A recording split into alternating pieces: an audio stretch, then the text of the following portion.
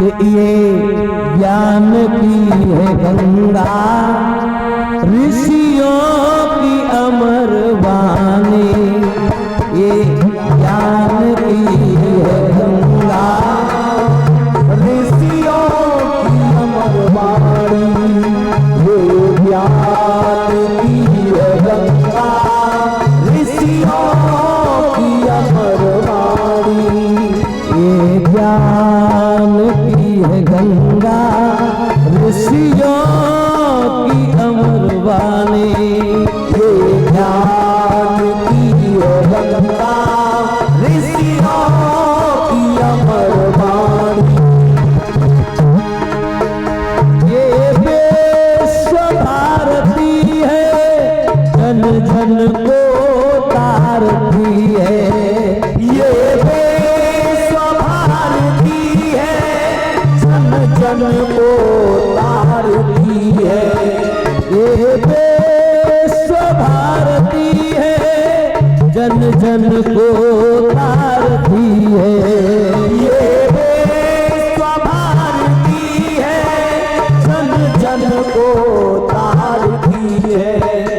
ये ज्ञान की है गंगा, ऋषियों की अमर वाणी। ये ज्ञान की है गंगा, ऋषियों की अमर वाणी। ये ज्ञान की है गंगा, ऋषियों की अमर वाणी। बोले ये ज्ञान की है गंगा, ऋषियों की अमर वाणी। ये भगवान की कथाएं वो हैं, जितनी बार सुनोगे उतनी बार एक अनोखा रंग देने वाली सिद्ध होगी। इधर सूत्री महाराज समझा रहे हैं ऋषियों। आगे कथा आती है कि भागवत कथा के जो मेन वक्ता है, जिनका नाम है सुखदेव जी। इन सुखदेव का जो जन्म हुआ है, जन कल्याण के लिए उनका जन्म कैसे हुआ, तो हमारे संतजन कहते हैं कि एक बार की बात है, देवऋषि नारद मंजलोक की यात्रा पर निकले हैं और अपने बीड़ा को बजाते हुए जा रहे हैं और आज श्रीमन नारायण नारायण का जाप करते हुए आगे बढ़ते जा रहे हैं। लेकिन मन में एक भाव है। बोले मन में क्या भाव है? बोले मन का ये भाव है कि आज हम जाएंगे और जाकर के किसी में लड़ाई झगड़ा कराएंगे। देखिए बुरा नहीं मानना, कुछ लोगों का स्वभाव हो करे कि जब तक वो खाना खा करके अपने घर से बाहर निकल के आए ना, और जब तक काऊ में लड़ाई झगड़ा ना कराए ले, तब तक उनके पेट को खानो हजम होता नहीं। हाँ, तो नारद बढ़ते जा रहे हैं तो आगे मंजलोक से होते हुए बाबा पहुंचे हैं कैलाश पर्वत पर। और जैसे ही बंधुओं कैलाश पर्वत पर पहुंचे तो आज कैलाश पर्वत पर देखा गया कि उस समय देवों के देव आराध्य महादेव कैलाश पर्वत पर नहीं है। दिक्कत हो रही है। हाँ? अभी एक दो दिन दिक्कत होगी, फिर आराम से आप बैठ पाएंगे। हाँ, हम लोगों को तो आदत बनी हुई है ना, हमें तो बैठना ही है। अब बैठेंगे नहीं तो फिर कहाँ से काम चलेगा। तो इधर देखा कि भोले बाबा कैलाश पर्वत पर नहीं है, तो आज भैया आगे बढ़ते गए नारद और आगे जाकर के क्या देखा कि माता जी वो परात्मा जगदम्बा माता पार्वती जी बैठी हैं। तो पार्वती को जाकर के नारद ने प्रणाम किया, मैया ने आशीर्वाद दिया। बोले लाला बड़े दिनों के बाद में आए हो, एक बात बताओ आज अचानक तुम्हारा आना कैसा हुआ? बोले मैया बस मन हुआ कि लाओ बाबा के और मैया के दर्शन कराएं तो चले आए। लेकिन मैं ये पूछना चाहते हैं माँ, एक बात बताओ आज भोले बाबा नहीं है क्या? बोले भोले बाबा आज तुम्हारे हैं नहीं, कहीं गए हुए हैं। बोले तो एक बात बताओ माँ, यहाँ अपने कैलाश पर्वत पर सब लोग कुशल तो हैं? किसी में लड़ाई झगड़ा तो नहीं है, कोई भेदभाव के चक्कर में तो नहीं पड़ा है, कोई ऊंच नीच के चक्कर में तो नहीं पड़ा है, सब लोग सुख से रह रहे हैं कि नहीं, इतना बता दो। माता जी बोली लाला एक बात बताऊं, बोले जहां पर भोले बाबा स्वयं विराजमान हो वहां भेदभाव ऊंच नीच है, कैसी बातें कर रहा है। भोले बाबा है कर्पूर गौरम करुणावतारम, करुणा के अवतार है भोलेनाथ। और यहाँ भोलेनाथ का जो परिवार है वो समता का परिवार है, जिस परिवार में एक बैल और एक शेर, एक चूहा और एक सर्प एक टेबल पर बैठ करके नाश्ता कर लेते हैं ना, तो हमारे यहाँ ऐसी कोई दिक्कत नहीं, सब लोगों में बड़ा प्रेम है, पति पत्नी में प्रेम है, भाई भाई में प्रेम है, और सब लोगों में। नारद ने जो सुना ना कि पति पत्नी में प्रेम है, नारद ने बात को पकड़ लिया। बोले एक बात बताओ, तुम दुनिया के परिवारों की बात कर रही हो, एक बात बताओ कि भोले बाबा जो तुम्हारे पति देव हैं वो तुम्हें कितना प्यार करते हैं। जवाब दो लाला, वो तो मुझे बहुत प्यार करें, बहुत प्रेम करें, आज तक उनने कोई भी अपने हृदय की बात को हमसे नहीं छुपाया है। माता जी सच कह रही हैं? बोले हाँ। बोले आज तक किसी बात को उन्होंने नहीं छुपाया, और कोई बात अगर छुपाने का प्रयास भी किया तो कबू कबाने का नशा पत्ता ज्यादा करें, सो बिना पूछे सब कुछ बता देते हैं मेरे को, ऐसे नारद बोले मैया दूसरे के घर की बात कर रही हो, और हमें लगता है कि सबसे बड़ा जो भेदभाव है वो तुम्हारे घर के बीच में है। बोले मतलब? बोले मतलब ये है, तुम ये कह रही हो कि भोले बाबा हमें सब कुछ बता देते हैं, तो मैं तुमसे ये पूछना चाहते हैं कि एक बात बताओ, भोले बाबा ने सब कुछ बताया होगा तो तुम्हें ये भी बात बता दी होगी कि अपने गले में जो मुंडों की माला भोले बाबा पहने हैं, उस माला में जो मुंड लगे हैं वो किसके लगे हैं मालूम है? मैया बोली लाला ये बात तो ना मैंने उनसे कभी पूछी और ना उनने मोए कभी बताई। नारद बोले मैया ना तुमने पूछी ना उनने बताई, तो कोरे कागज पे लिख ले कि आगे भी तुम्हें कबहू जी बात बताएंगे उन्हें। मैया बोली लाला कैसी बात करे है? वो बताएंगे नहीं, तू चिंता मत कर, मैं आज तुझे बताई देती हूँ कि भोले बाबा आएंगे तो सबसे पहले मैं उनसे यही पूछूंगी कि एक बात बताओ, तुम्हारे जो गले में मुंडों की माला पड़ी है उस माला में मुंड किसके लगे हैं, और या तो वो हमें बता देंगे और नहीं बताएंगे तो इतना याद रखना, ना मैं खाना खाऊंगी और ना उन्हें खान दूंगी। हाँ, नारद ने सोची अब हमें लगती है कि बारूद में आग लग चुकी है, एक काम करो यहाँ से निकलो, बाई में भलाई। मेरे भैया आज नारद धीरे से खिसकने लगे, और जैसे ही नारद खिसके तब तक भोलेनाथ आ गए। भोलेनाथ जैसे ही आए तो भोलेनाथ ने क्या देखा है कि आज माताजी वो प्रसन्नता में नहीं है, माताजी आराम से बैठी हुई हैं और घुटनों में अपने मुखड़े को छुपा करके बैठी। तो भोले बाबा ने आकर के आवाज लगाई गिरिजा गिरिजा। गिरिजा ने कोई आवाज नहीं दी, और जब गिरिजा ने कोई आवाज नहीं दी तो भोले बाबा ने फिर कहा गिरिजा मैं क्या कह रहा हूँ नहीं देता क्या? तो बोली क्या बात है बताओ। बोले तुम बोलती क्यों नहीं हो?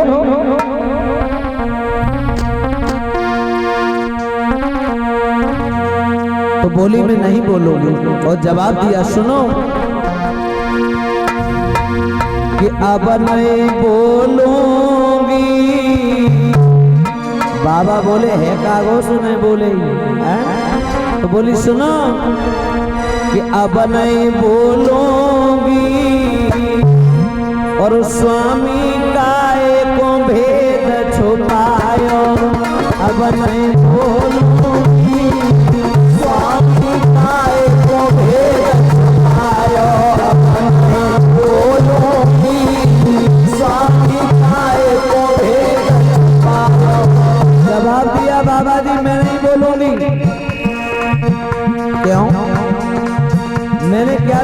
वाली है भोलेनाथ पूछ रहे हैं, तो बता रही है सुनो। अरे मुंडन माल गले में डारी, मुंडन माल गले में डारी, नाही भेद तयोत्र पुरारी, नाही भेद तयोत्र पुरारी, जहर विष खाऊं जय हो,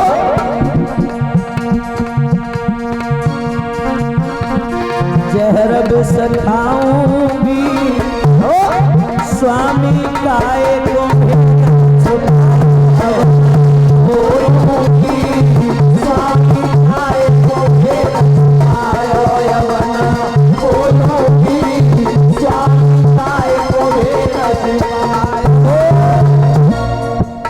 अरे हर पल करी तुम्हारी सेवा,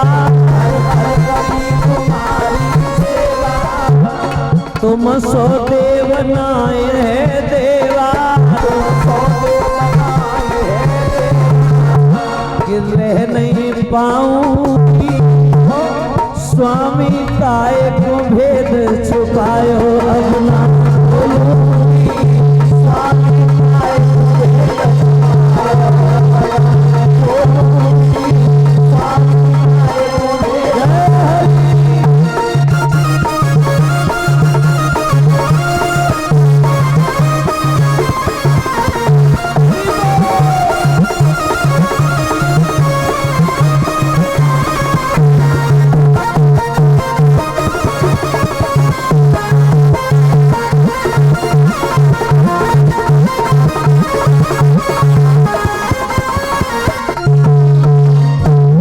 भोले बाबा से कहा मैं इसलिए नहीं बोलूंगी, मैं तुम्हें इतना प्रेम करती रही और हर पल तुम्हारी सेवा करके मैंने अपने जीवन को धन्य बनाया है, और आप ही हमसे छल कर रहे हो प्रभु, मैं ऐसे छल के साथ में नहीं रहूंगी। बोली पापा के घर चली जाऊंगी, गाँव नदी नवाले में कूद के मर जाऊंगी, और कछु नहीं मिलेगा तो संतरा की टॉफी खा के पट्ट सो जाऊंगी, पर तुमसे नहीं बोलूंगी। बाबा बोले पगली काय को हैरान है, अरे तू ये कह रही है कि मुंडों की माला के बारे में नहीं बताया, तो ये बात नाराज होने की क्या जरूरत थी, तू प्रेम से पूछ लेती, हम तो तुझे वैसे ही बता देते। बोले आज के इंसान इतने काम भोले भाले हैं जो बिना पूछे हर बात को बता दे। आज हमें मालूम पड़ा कि तुम हमें प्रेम प्रेम कुछ नहीं करते, बस कपट का प्रेम है, हमारे साथ छल करते हो। लेकिन प्रभु आज मैं पूछ के रहूंगी, ये बताओ तुम्हारे गले में जो मुंडों की माला है, वो मुंडों की माला जो पड़ी है उसमें सर किसके लगे? बोले एक बात बताऊं गिरिजा, जो आप मेरी माला में जो मुंड देख रही हो, जो सर देख रही हो, अगर सच बताऊं तो इसमें सर किसी दूसरे के नहीं लगे हैं, ये देवी सारे के सारे सर तुम्हारे लगे हैं।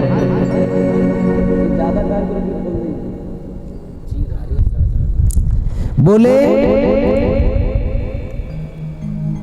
ये जो सारे के सारे तुम कह रहे हो सर मेरे लगे हैं, तो मैं आपको एक बात बता दूं, इसका मतलब तो ये हुआ बाबा जी कि मैं इतने जो सर देख रही हूं ना, इससे ये प्रतीत होता है कि मैं इतनी बार मर चुकी हूं। बाबा बोले हाँ सही बात है, तुम इतनी बार मर चुकी हो।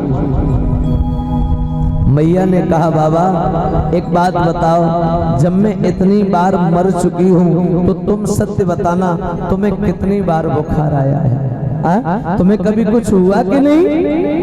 बोले बाबा बोले देवी जी हमें कुछ हो नहीं सकता है।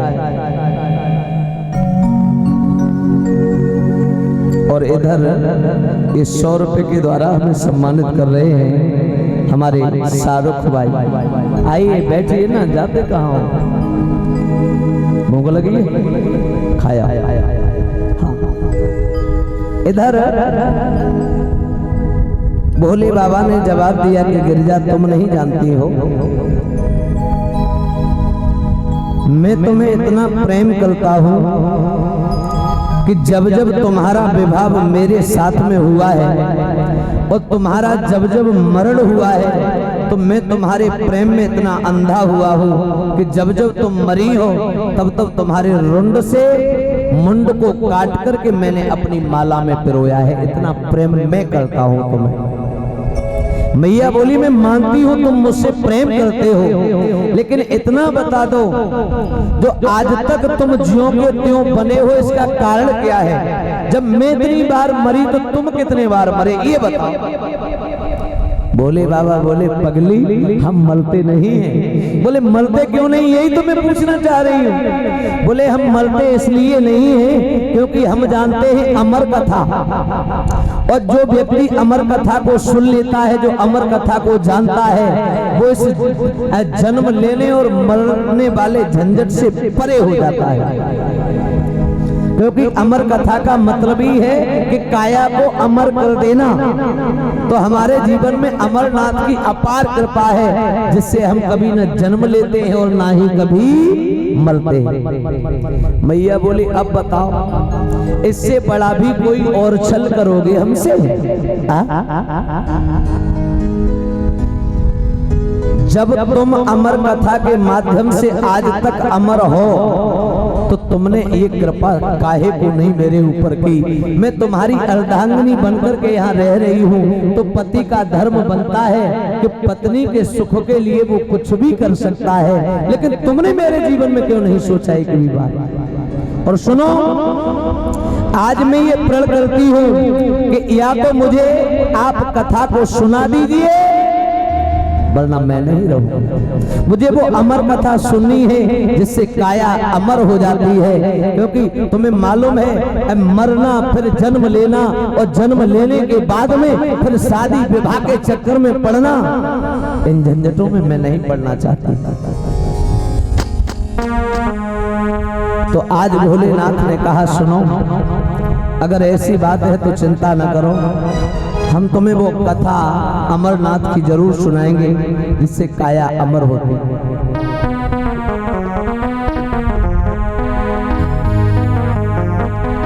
भैया भोले बाबा से जब निवेदन किया है तो आज मेरे भोलेनाथ ने कहा चिंता न करो हम जरूर सुनाएंगे। उधर अग्नि देव और पवन देव को आदेश दिया है कि आप उत्तराखंड के बीहड़ इलाके की ओर जाओ और वहां जाकर के एक सुंदर गुफा का निर्माण करना जहां कोई भी दूसरा जीव न रह पाए, एकांत जगह हो। तो अग्नि देव और पवन देव दोनों गए हैं भैया और उत्तराखंड के बीहड़ इलाके में जाकर के एक सुंदर गुफा का निर्माण किया है। और आज अग्नि देव ने ऐसा प्रकोप अपना जमाया कि आज उस जगह पर कोई भी जीव ठहर नहीं पाया अग्नि के प्रकोप से। हमारे संत जन कहते हैं कि एक तोती का अंडा था, वो तोती का अंडा एक वृक्ष की खुलहाड़ में रखा रह गया और वो जो तोती का अंडा है वो ना उड़ने के काबिल था और ना कहीं भागने के काबिल था, इसलिए वो वृक्ष की खुलहाड़ में रखा रह गया।